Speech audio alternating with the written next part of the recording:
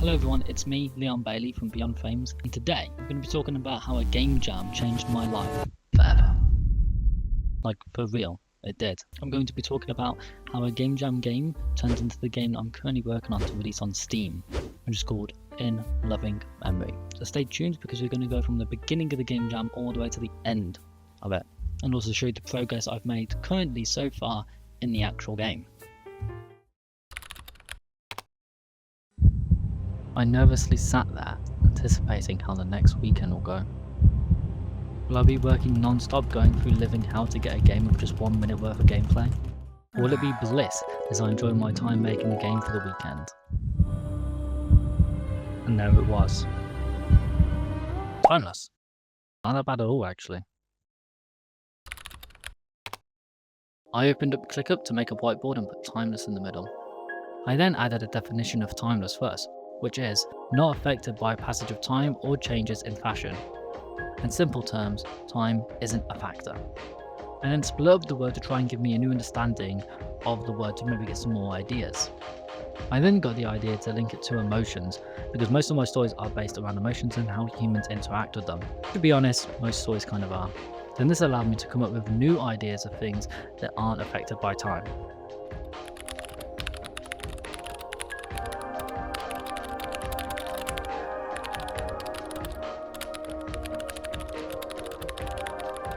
Then I went googling for speeches about timeless, and I found this one from Richard Bach, or I think that's how you say his name, which says, "True love stories never have endings," which shows the idea of love being timeless.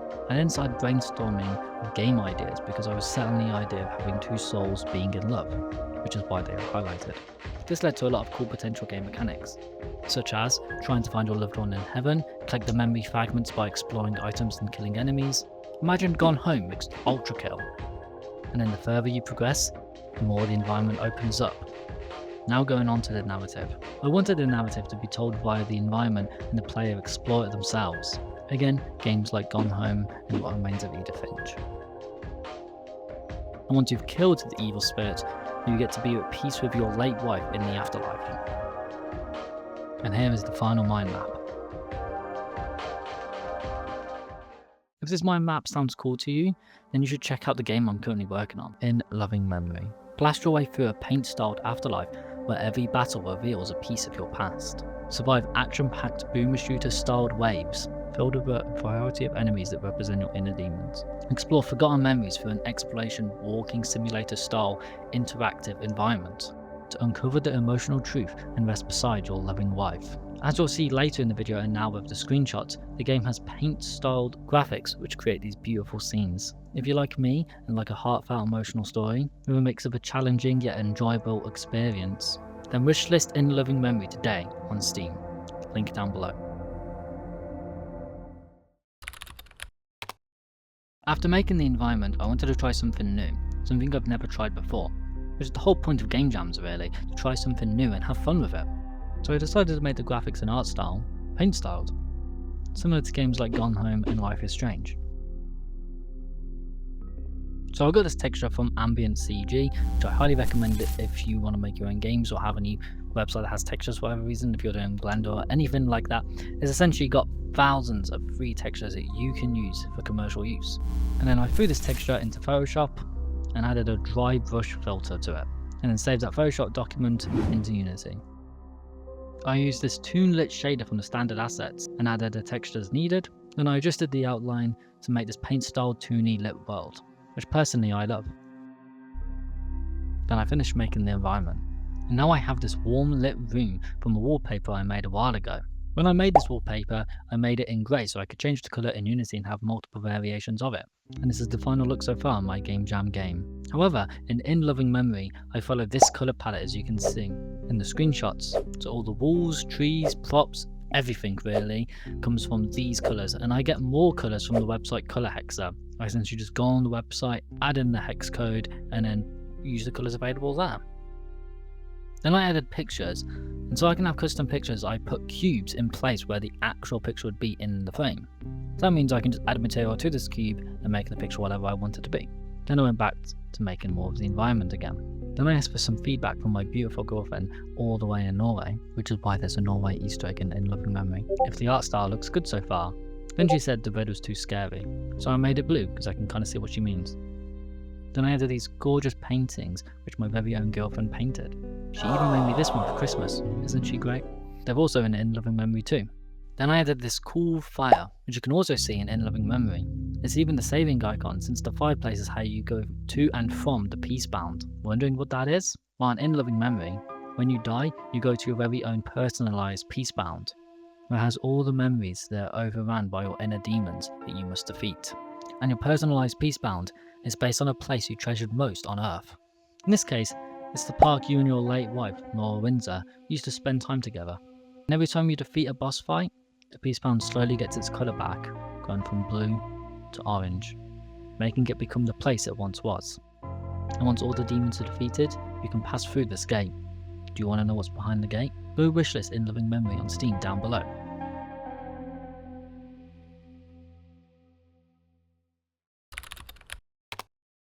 Now I don't want to keep harping on about the game I made for the Unity Game Jam, so I'll make this quick. I made my own player controller, so I had more freedom in what I wanted it to do, like gravity and things like that, which has been changed a lot in Loving Memory. As you can see, you can do all the basic stuff like walk, run, jump, but you can even dash when you're in combat and crouch when you're exploring. You also have a stamina bar, so keep that in mind when you're playing the full game. I added gun mechanics which are present in Loving Memory, which if you want me to see further develop the gun mechanics, such as the models used, effects, and so much more, then subscribe to the channel, as that's the next devlog. Then I made enemies which are really basic in the game jam, but in Loving Memory, I added a health bar, damage taken text, and so much more with this cool house script I made. You also have this magic bar, which once full you can perform magic powers such as healing yourself to full, or creating a magnet which attracts enemies to that location for a couple of seconds. You get this magic by taking damage off enemies. You can also headshot enemies with this cool vulnerable hit point script I made, which can be used in boss fights when they have that obvious hit me here blister on them. Then interacting with items which looks the same in both of these games. Okay, here it is. Here's the game I made for the Game Jam. As you can see, it was called Love is Timeless. Now obviously the full game is called In Loving Memory. This is the main menu. The main menu looks way better in Loving Memory in my opinion. As you can see with the screenshots of how it would look. We have an options menu here, which is just brightness and ultra. This actually uses the dark UI pack on using asset store, which is a very good asset if you want to go check that out. And the song is also in Loving Memory too. Let's check out the game I made. You guys, as you can see, the fireplace, interact with the fireplace to start the next level. Your health also goes back to 100% when you interact with the fireplace, but you can also interact with, but you can only interact with it even when the level is finished. I can't even read my own text that I wrote. As you can see, looks very cool.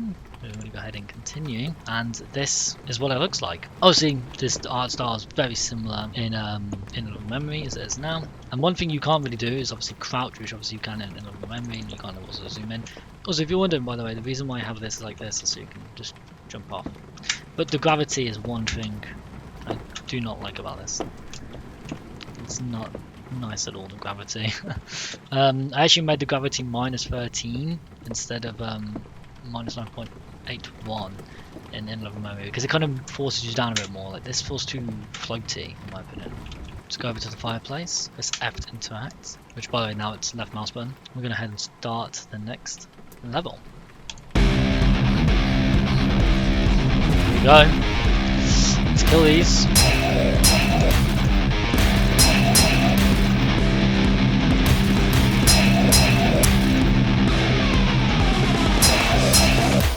There we go. How easy was that? Okay, finding items. To regain memory, you proceed to the next level to get closer with being with your lost loved one.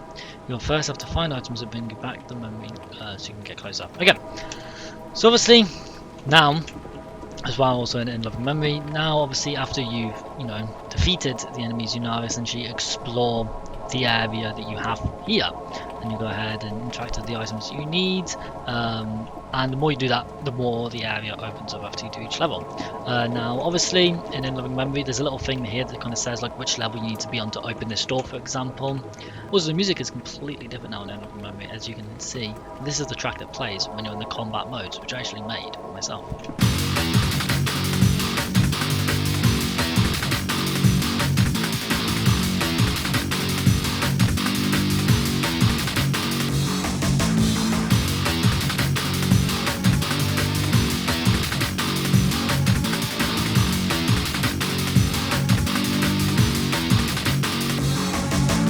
let's go ahead and interact with this. What's this? Fairy the Book. My wife's favourite book. So as you can see, we can move it around again, very similar to the in-loving memory one. And we just go ahead and use right mouse button to back out of that.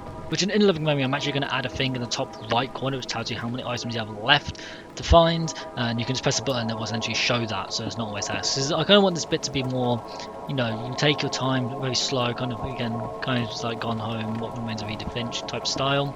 Because there's also a bar in the in-loving memory at the top right corner which tells you how many enemies there are left in the wave. So essentially it will just do the same for items. As you can see, the war letter, which I could not be asked to write when I was making this devlog, but obviously in in-loving memory all the letters are here. Let's go to the next level, shall we? As you can see, this area is now open up. There's one thing I also want to say as well. Killing enemies in loving memory is way more better with the crosshair changing, the blood splatter. I really wanted to make obviously the way to kill enemies way better. Now, you obviously go explore the other areas we have. What is this? Wife's painting, a beautiful painting my wife did. Pizza box. It's kind of amazing actually how I can remember all the items are. When I say that, I actually don't remember what the next one is. Oh, there's no item. Okay, that's why I didn't know what the next one was, because there was none. Then I'm going to start the next one. Obviously, you can see this gun model down here. It's okay. I'm really bad at it. It's okay. But I actually got a new gun pack. Oh my god, that was good. We got a new gun pack. Let's go ahead and get hit. Why not? Ooh. I actually got a new gun pack, which I will be using to make the gun a bit better. We're going to be doing new particle effects and all that other stuff. If you want to check that out, be sure to subscribe and click the bell to get notified for when that video comes out. And also, I actually will be streaming the development of this game, so if you want to check that out, go ahead. I'll probably will be streaming on YouTube and more about that, or you know, kind of be set in the future. Anyway, nice bathroom, very big and nothing really in it. But that's what happens when you have a weekend to make a game. Also, in in-loving memory, you can actually open up all these drawers, and I also really like the effect it has as well. When you hover over stuff, it kind of makes the object white, which I kind of like. Let's interact with this cardboard box, and that was the end of the game. For weekend, I don't think it's that bad, and it has actually developed into something way bigger as well, which I kind of like. So in all, this game jam taught me a lot of things. First off, the most important thing is I know how to finish a game. I'm sure if there's any game developers out there watching, you'll know actually how hard that is. I used to aim big and always compare my little indie game to the big AAA games out there, but I'm not making that. That's made by a whole team of people. I'm just simply me. Even though your mom would severely disagree, size isn't everything when it comes to indie games. So one thing I've learned is to embrace the indiness. Make it personal by striving in your forte, or essentially what you're good at. Which for me is making a heartfelt story in a beautiful atmosphere. So if you're a game developer or really want to be one, just strive for the elements you're good at, and the elements you're not so good at, just embrace the fact that you aren't so good in them. Because people are going to like the personal style you have, and the fact that it comes from the heart. People appreciate that in games. I've also learned how to make games more fun, in a way. Even though you can't see it much in the game jam, but in the final product you actually can see a lot more. So for example, killing enemies with the fact that the crosshair kind of like has that red effect when you hit an enemy in a way. Or the streak system and the sound effects used and all of that. Or even just little things that kind of make it so it's not annoying for the player, like having how many enemies there are in the area and how many you've killed, and same with the items. Or in the peace bound, having the leaves fall in the way you have to go. So for example, if you have to go here, the wind's going to be directing this way, so the leaves kind of fall in that area. So the player goes, oh, this area is kind of more interesting because all the particle effects are aiming towards that one area. I've also learned the best way to make an indie game is have a good core game loop. And essentially just repeat that again and again and again. Because one, is easy to code, since you have to just make a system and then you can essentially just apply the system loads of times, just have a little bit of variation. That could be a bit harder, could be a bit longer, could do some different things like that. Like for example, in loving memory, you fight enemies and then you find items. This gameplay loop is fun and has enough variation in it to not get boring. For example, having different types of enemies or making it harder. And I found this a good way to stay motivated into finishing your final game. Hopefully you can apply what I've learned by being this game giant and apply it to your game or whatever you're making. So that's the end of this devlog. I hope you found it interesting. If you have any interest in End of Memory whatsoever, it would really help me if you go ahead and wishlist the game on Steam, and then you can be notified when it releases. If you want to go a step further, you can actually subscribe to the Beyond Frames mailing list to get news on End of Memory and some other stuff, and the link will be down below for that. If you want to see more devlogs like this, again, please do subscribe and click the badge again for the next upload, and I will be doing some live streams. Anyway, hope you all have a good day, and I will see you guys next time. Goodbye.